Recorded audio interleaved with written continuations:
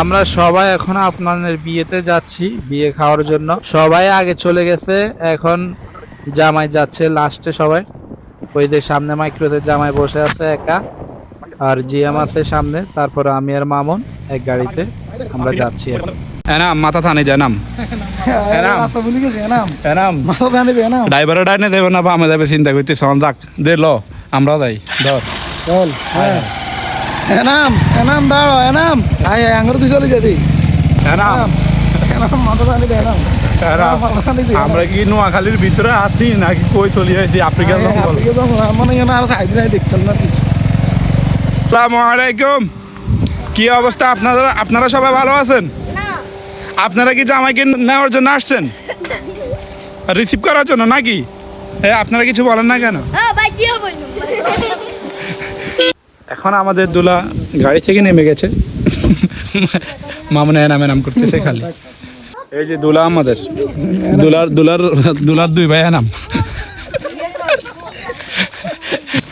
একটু আসেন, এখানে সিট আছে, আসেন প্লিজ।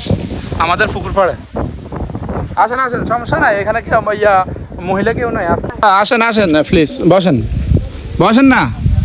এই ভাইয়ারা আপনারা আসেন সাথে। আমি হতবাক, আমি সাইডে। আয় এই যে সিট বসো আসো। অনেকক্ষণ অপেক্ষা করার পরে অতঃপর আমরা তাদের গেটের সামনে চলে আসছি।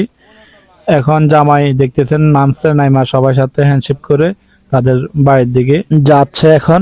হ্যাঁ, এই যে সবাই একসাথে আসেন, আর জামাইরে সামনে দেন, মাঝখানে দেন, সবাই একসাথে হাঁটেন, আস্তে আস্তে আসতে থাকেন। আচ্ছা, দুলার সাথে কি আপনারা সবাই কি নতুন জামাই নাকি? দুলা আস্তে আস্তে স্লো মোশনে হাঁটতেছে, আপনারা দুলার সাথে স্লো মোশনে হাঁটতেছেন।